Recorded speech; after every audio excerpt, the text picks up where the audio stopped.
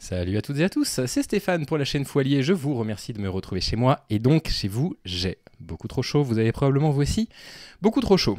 Courage. D'ailleurs, la lumière là est parfaitement dégueulasse, pour le coup, on peut dire que le sociologue avait raison. Alors, la baya, hein, la loi pour interdire la baya à l'école, qu'est-ce qu'on en pense? On est pour ou on est contre la baya? Punaise, qu'est-ce que vous me gonflez avec ces questions-là? Vous nous demandez de nous positionner de façon radicale pour ou contre un truc. Bon, on va en parler, moi j'ai absolument pas peur de parler de ces sujets-là, au contraire c'est important qu'on en parle, mais vous comprenez bien que c'est exactement comme pour les histoires de burkini, les interdire, pas les interdire, vous forcez les gens en fait, dans vos débats extrêmement clivants, vos débats twitteresques, twitteriens, à vous positionner pour le burkini par exemple, pour se battre contre des lois absurdes qui viseraient à l'interdire. Donc je ne vais pas me positionner pour la baya, ça n'a aucun sens. Pas l'intention de me positionner pour n'importe quel signe qui pourrait être repris par, je sais pas, des religieux ou quoi que ce soit. De la même façon que vous ne me verrez pas, je sais pas, prôner pour le port de la kippa, vous ne me verrez pas non plus prôner pour le port d'une croix autour du cou. Tout cela me dépasse complètement, je m'en fiche, ça ne me concerne ni de près ni de loin. Je suis pour une pratique des cultes qui soit complètement libre en France et sans contrainte. Voilà. Et je suis contre, évidemment, toute forme, je sais pas, d'obligation. Je m'en fiche. Vous voyez ce que je veux dire? C'est-à-dire qu'en fait, je suis pas contre la baya. Je m'en fiche. C'est un bout de tissu, d'accord? C'est du coton, c'est du truc made in China, made in Thaïlande. Je veux dire, on souffle, on redescend sur Terre. Néanmoins, vraisemblablement, c'est suffisamment grave pour nécessiter qu'on en parle, une loi avant la rentrée. Alors évidemment, tout ça, c'est un écran de fumée. C'est un écran de fumée parce que ça dérange absolument personne. Ça dérange pas le déroulé des cours. Ça dérange strictement personne, la baya. C'est un écran de fumée parce qu'il y aurait beaucoup de choses à dire sur l'éducation nationale à propos de la rentrée. J'adresse mes sincères pensées à mon public d'enseignants, d'enseignantes, pour qui le point est encore gelé cette année, donc qui ne cesse de s'appauvrir depuis plus de 10 ans, qui ne recevront absolument aucune directive claire. Alors voilà, un petit message au CPE, aux directeurs, directrices d'établissement, qui ne sauront pas quoi faire à la rentrée probablement, à moins qu'il y ait une loi très stricte qui soit votée, qui vont devoir se débrouiller avec ces sujets qui peuvent être des souffrières très rapidement. Et évidemment, une pensée à tout le système éducatif qui est à bout de souffle. Il manque des profs absolument partout. Les salaires, du coup, n'augmentent pas. On en a parlé il y a un instant. Il y a un manque de moyens cruel dans l'éducation nationale. Il va falloir faire des heures de remplacement supplémentaires qui seront payées un jour peut-être. Ça va être exactement la même chose avec les contractuels. Alors c'est sûr que si on a un petit sujet comme ça, pour pouvoir se défouler, en l'occurrence la baya, pour éviter de parler de tous ces trucs qui concernent l'éducation nationale, et ben pourquoi pas. Ça aurait pu être la fraude aux allocations rentrées. On a l'habitude, ces immigrés qui profitent de l'allocation rentrée pour s'acheter un téléviseur, c'est un scandale. Bref, panique morale en panique morale. Bienvenue dans la France de la droite conservatrice, de la droite républicaine. Et là maintenant, il faut qu'on parle de la baya. Qu'est-ce que vous voulez que je vous dise? Bon. C'est quoi les arguments des gens qui disent on est contre la baya? C'est dire on a peur d'un repli communautaire et donc d'un isolement. C'est un signe ostentatoire religieux. Or, l'école est laïque, donc on l'interdit pour ces deux raisons majeures. Bien, alors premièrement, on va commencer par arrêter d'essentialiser et d'infantiliser toutes les femmes musulmanes, c'est la seule religion dans laquelle on fait ça, en sous-entendant que dès qu'elles font quelque chose qui pourrait avoir un rapport avec leur religion, elles le font par une pression et par la pression d'un homme. Donc on va essayer de sortir de ça. Je ne dis pas que ça n'existe pas, ça existe comme dans toutes les religions. Évidemment, moi je suis issu dans ma famille, d'une partie de ma famille qui est de confession juive, ce qui n'est pas du tout mon cas.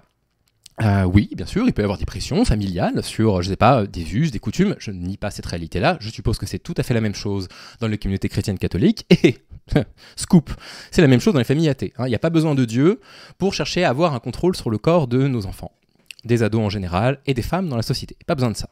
Bon, voilà, ça c'est la première chose. Donc, l'abaya, c'est pas qu'une affaire de religion. Si vous ne savez pas ce que c'est qu'un abaya, c'est ça. Donc, c'est un vêtement très, très ample, comme ça, voilà, qui est un vêtement traditionnel, effectivement, arabe. Voilà, c'est ça un abaya, si vous ne saviez pas. Bien. Deuxièmement, oui, mais c'est un moyen de se reconnaître, donc c'est un truc communautaire, et donc on va lutter contre. Alors, premièrement, les gens en France qui sont dans une démarche communautariste, c'est pas les musulmans, C'est probablement pas vous, c'est probablement pas moi. C'est qui les gens qui se réunissent en France, qui déménagent tous dans des campagnes, des campagnes de petits blancs, pour se retrouver sans immigration? C'est qui en fait les gens qui font ça? Bon, c'est facho quoi. Vous voyez, qui se fantasment en fait une France de blancs, qu'ils imaginent être une France un petit peu historique, comme ça, comme si la France n'avait jamais été une terre d'immigration, et qui vont se replier dans leur campagne et qui sont très contents de le faire et qui l'annoncent sur Internet, ou qui vont déménager au Texas en disant voilà, là je suis avec des hommes qui respectent la masculinité, voilà, il n'y a pas beaucoup d'immigrés là-bas, bref, qui fait ça. J'ai un autre scoop pour vous. Le communautarisme, à l'école, tout dépend ce qu'on en entend. En fait, ça existe, hein, au sens large du communautarisme. Je sais pas, mais vous avez déjà vu des enfants qui s'habillent en gothique et qui vont se reconnaître entre gothiques et qui vont former une sorte de communauté à l'école, qui vont se retrouver entre eux parce que créer un code social. Les gars, l'adolescence, c'est le principe. C'est le principe de l'adolescence. En fait, l'adolescent va s'extirper de sa famille, d'accord, des règles de la famille, et va aller découvrir un autre groupe qu'il va choisir, ou par lequel il va être choisi, peu importe. Il va en adopter les codes. Il y a toujours eu des skaters au collège, il n'y en a peut-être plus beaucoup aujourd'hui, il y a toujours eu des gothiques, il y a toujours eu des émos, alors je ne connais pas la différence entre gothique et émo, je n'ai pas assez écouté Tokyo Hotel pour ça. Il y a toujours eu des personnes qui se différenciaient par, je sais pas, port de casquette, des ports de banane, j'en sais rien, je pense que la banane, ça fait très longtemps que ça n'existe plus, je suis vieux, et oui, je vais sur mes 37 ans. Vous voyez ce que je veux dire? C'est-à-dire qu'en fait, oui, évidemment, le lycée, le collège, c'est un lieu qui est aussi fait pour ça. C'est un lieu qui est aussi fait pour qu'ils puissent exprimer leur individualité. Aussi le principe de l'école républicaine. On insiste pour que les enfants aillent à l'école pour qu'ils reçoivent une sorte d'éducation qui ne soit pas que leur éducation familiale. Et donc dans cette école-là, ils vont se retrouver et ils vont se reconnaître par des marqueurs qui peuvent être des marqueurs sociaux, qui peuvent être des marqueurs religieux, qui peuvent être simplement des marqueurs de goût. La casquette, c'en est un exemple, les chemises, les t-shirts, j'en sais rien, le style gothique, le style ceci, cela, etc. Enfin bref. Et donc, en fait, l'abaya peut aussi avoir cette fonction-là. Vous voyez ce que je veux dire? À savoir se reconnaître avec des personnes qui partageraient, je sais pas, des codes en commun, par exemple. Mais ça, c'est du communautarisme qui fait un peu peur, vous voyez, alors que les gothiques, les émos, ça n'a rien à voir parce que c'est pas de la religion. Oui, d'accord. Sauf qu'encore une fois, vous prêtez des intentions à des jeunes femmes. Vous prêtez des intentions à des jeunes femmes en disant c'est de la soumission à une autorité religieuse. Mais alors, si jamais c'était ça qui vous inquiétait réellement, vous vous intéresseriez à toutes les pressions que les femmes peuvent recevoir de toutes les religions. Là, vous vous focalisez sur l'islam. L'islam, et en particulier les femmes dans l'islam. Alors, il y a 15 ans, c'était les foulards. Là, c'est les abayas. Il y a 2 ans, merci notre ancienne ministre de l'Éducation de l'Enseignement supérieur, c'était les prières dans les couloirs de l'université. Très bien. Jamais vu ça de ma vie. Mais bon, voilà, apparemment. Toujours les femmes, quasiment, quoi. Non, vous vous focalisez sur la religion musulmane. Donc, moi j'ai une projection toute simple à vous faire, à vous soumettre. Mettons que ce soit vrai. Mettons que ce soit 100% vrai, d'accord? On part du postulat que les droitards ont raison. Il n'y a pas une seule femme musulmane qui dispose d'un libre arbitre, quel qu'il soit, et toutes les décisions qu'elle prend sont mues par un homme. Voilà. C'est le postulat, ils ont raison, les femmes musulmanes ne sont pas dotées de la capacité de libre arbitre. Voilà. Écoutez, si ça vous fait plaisir, je vous concède ça pour l'exemple. Donc supposons ça. Bien.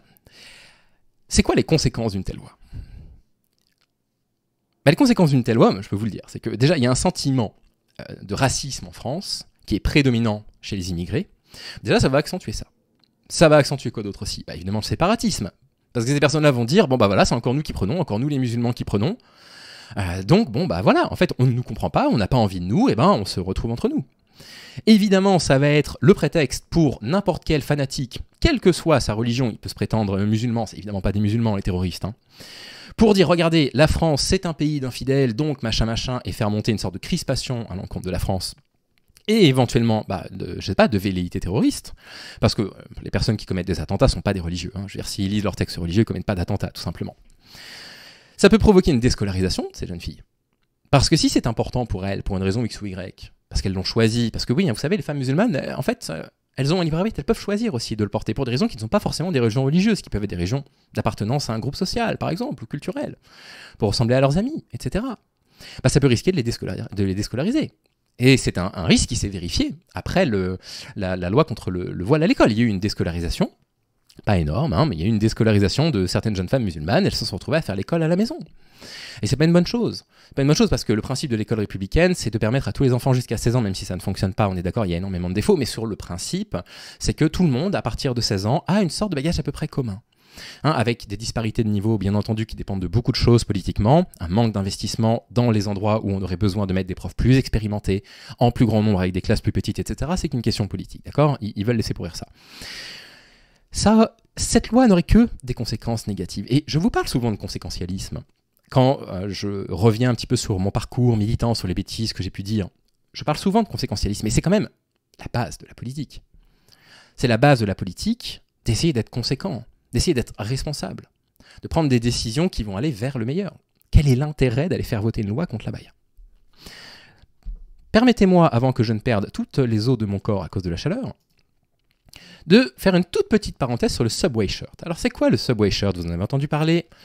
C'était la mode sur TikTok, ça l'est un petit peu moins aujourd'hui, et tant mieux. Harcèlement sexuel, qu'est-ce que le Subway Shirt pour lutter contre les agressions dans les transports? En fait, c'est très simple, ce sont des femmes qui embarquaient avec elles, dans leur sac, un t-shirt extrêmement large ou un pull extrêmement large qui va dissimuler ses formes pour pas se faire emmerder par des agresseurs sexuels. Voilà. Pourquoi je pense que c'est une mauvaise solution? Parce que la bonne solution, c'est qu'il n'y ait plus d'agresseurs sexuels, bien évidemment. On va pas, en plus de ça, rajouter de la pression sociale sur les femmes pour leur dire « il faut vous protéger ». Non, on va arrêter de dire protéger les femmes, on va commencer par dire éduquer vos fils, éduquer les garçons. Voilà. Éduquer vos collègues si vous avez des collègues masculins, éduquer les gens de votre famille qui tiennent des propos sexistes, c'est la base. Donc, il existe des adultes de 20 à 50 ans qui, quand elles prennent les transports en commun, ces femmes-là décident de porter un vêtement extrêmement large pour dissimuler leur forme, pour se sentir en sécurité. Tiens, est-ce qu'on n'arriverait pas sur une thématique du faux allié là? Je parle de moi à la troisième personne maintenant. C'est comme ça qu'on fait. Quand on a la grosse tête, quand on passe les 8000 abonnés, on parle de soi à la troisième personne. C'est comme ça. Évidemment que c'est une de mes thématiques. À l'évidence. À l'adolescence, vous n'êtes pas sans savoir que la pression sociale sur le corps, elle est maximale. C'est le paroxysme de la pression sociale sur les corps, en particulier sur les corps des jeunes femmes, qui changent, et qui changent plus que le corps des jeunes hommes, avec les poussées des glandes mammaires, avec les premières règles, bien évidemment. Ce qui va changer complètement le regard masculin. La poussée de la glande mammaire va complètement sexualiser ces jeunes femmes, qui ne sont absolument pas en âge de penser à la sexualité, mais qui sont déjà objectifiées. Vous voyez ce que je veux dire? Comme le disait mon ami Thomas, je le cite. Salut Thomas, il regarde pas mes vidéos. Et pourtant, c'est mon ami. Comme quoi. Comme disait mon ami Thomas, je le cite. Il n'existe pas de période dans l'histoire connue durant laquelle les adolescents et les adolescentes ont été aussi mal dans leur peau. Il n'existe pas de période dans l'histoire où il y a eu autant de maladies psychiatriques liées au regard que la société porte sur nos corps. C'est le paroxysme. Et le pire moment pour ressentir ça, c'est l'adolescence. Parce qu'en adolescence, on est en plein changement. On est en plein refaçonnage, en quelque sorte, j'invente des mots, c'est pas grave, de notre personnalité. On est obligé de se réinventer. Parce qu'on s'extirpe du cocon familial, on se crée un groupe social et on se construit. On se construit en partie en opposition avec l'éducation qu'on a pu recevoir, de nos parents, de l'école, etc. Et puis on s'extirpe aussi de toute une série de choses. Des problèmes qu'il peut y avoir à la maison, pour se retrouver avec des personnes qui nous ressemblent, se constituer des amis, se constituer finalement une deuxième famille. Et c'est par là qu'on va se reconstruire. Et la pression sociale du regard sur le corps, il est extrême à ce moment-là. Parce que Instagram, parce que TikTok, parce que les réseaux sociaux en général, parce que l'injonction à la minceur, mais pas non plus trop maigre, parce que l'injonction à une poitrine, mais pas non plus trop grosse, parce que l'injonction à être expérimenté dans le sexe, mais de ne pas avoir trop de partenaires non plus, parce que l'injonction à la virginité, mais quand même savoir faire, parce que tout, quoi. Parce que la gêne par rapport aux règles, parce que... etc. Est-ce que ça vous paraît pas cohérent qu'à cette période de la vie, il puisse y avoir des jeunes filles qui se sentent tellement mal dans leur corps, qu'elles se disent l'abaya, c'est aussi pour moi une façon de ne pas me montrer entre guillemets à nu. Vous voyez ce que je veux dire? Parce que elles auraient une honte, je sais pas, qu'un sein ait poussé plus vite que l'autre, parce qu'elles auraient quelques formes. Et du coup, c'est la gêne absolue, la peur d'être jugées, le fait qu'elles sont jugées, les adolescentes et les adolescents, surtout les adolescentes qui sont jugées sur leur corps, de façon pour elles, en fait, de se cacher, quoi. C'est-à-dire que là, on revient sur une thématique qui m'est très chère, à savoir, il est tout à fait possible que derrière le port de l'abaya, il y ait des motifs religieux, je le concède, c'est tout à fait possible, des motifs culturels, des motifs de réactance aussi, tiens, je vais me mettre l'abaya parce que ça fait chier l'éducation nationale, ou simplement d'appartenance à un groupe, mes copines portent l'abaya, j'ai envie d'en porter, mais aussi des motifs très intimes, en fait. J'ai du mal à supporter la pression sociale du regard que l'on porte sur mon corps, et donc je le cache. Parce que ça me permet de dissimuler mes formes. Ces gamines-là, on est en train de proposer une loi qui va leur interdire un vêtement, qui pourrait potentiellement les déscolariser, parce qu'on va partir du présupposé que si elles le portent, c'est forcément pour des raisons d'intégrisme religieux. Alors, ne paniquez pas, les musulmans en France, ils vivent parfaitement bien avec nous. On n'a aucun problème avec eux. Peut-être la seule différence, j'en sais rien, je sais pas, c'est qu'aujourd'hui on entend parler des fêtes de l'Aïd parfois à la télévision et qu'il y a des rayons halal au supermarché. Bon, vous allez vous en remettre. On dirait Eric Zemmour qui disait oui mais il y a de plus en plus de kebabs. Oui, bon d'accord, ok. Ça va, on va s'en remettre Eric. Tout va bien, oui, puis en plus de kebabs, c'est vrai. C'est bon les kebabs une fois de temps en temps. On vit très bien avec les communautés musulmanes, hein. On n'a aucun problème avec ces communautés-là. Les processus de radicalisation, il en existe partout, il en existe à l'extrême droite, il en existe à l'extrême gauche, il en existe absolument partout. On choisit de se focaliser encore une fois sur la religion musulmane. Ça va créer un sentiment, encore une fois, de discrimination. Ils n'ont pas besoin de ça. Non seulement ils n'ont pas besoin de ça parce que ça commence vraiment à ressembler à du harcèlement, hein, ce que les communautés musulmanes vivent, mais ça pourrait n'avoir que des conséquences négatives sur notre société. Je ne comprends pas l'intérêt de sa loi. Donc si vous voulez, ne me demandez pas si je suis pour ou contre la baya, ça n'a pas de sens. Je m'en fiche de la baya, je m'en contrefiche. L'autre truc dont je voulais vous parler rapidement que je trouve honteux, c'est la capacité des droitards à faire la comparaison entre la situation des femmes musulmanes en France et des femmes musulmanes dans des pays dans lesquels elles sont privées de leur liberté, comme, je sais pas, l'Afghanistan, l'Iran, etc. En disant, regardez là-bas, elles portent la baya. Et donc, si on autorise la baya dans les écoles, qu'est-ce qu'on va autoriser ensuite ? Les prières dans les couloirs des universités, les prières dans les supermarchés, les prières dans les stades de foot, et puis un jour, on va tous devenir musulmans et on n'aura pas le choix. Oh la vache, et ça va aller, hein. Prenez un bon Valium, ça va vous aider à dormir. Vous êtes en totale panique, tout va bien se passer, hein, pour reprendre les propos d'un grand philosophe que j'aimerais voir un jour en prison. Bref. Je ne suis pas pour ou contre la baya. Et j'espère que vous non plus n'êtes pas pour ou contre la baya. Ça n'a pas beaucoup de sens, en fait. Par contre, je ne comprends pas l'intérêt de cette loi, qui, pour moi, est une loi islamophobe. Je n'ai pas peur de le dire, je le pense, parce qu'elle est soutenue par des partis islamophobes. Alors, ils ne sont pas tous islamophobes, évidemment, au même degré, c'est une évidence. Il y a des personnes à Renaissance qui vont voter cette loi parce qu'elles croient très profondément que dans la République, on devrait tous porter un uniforme. Ça existe, évidemment.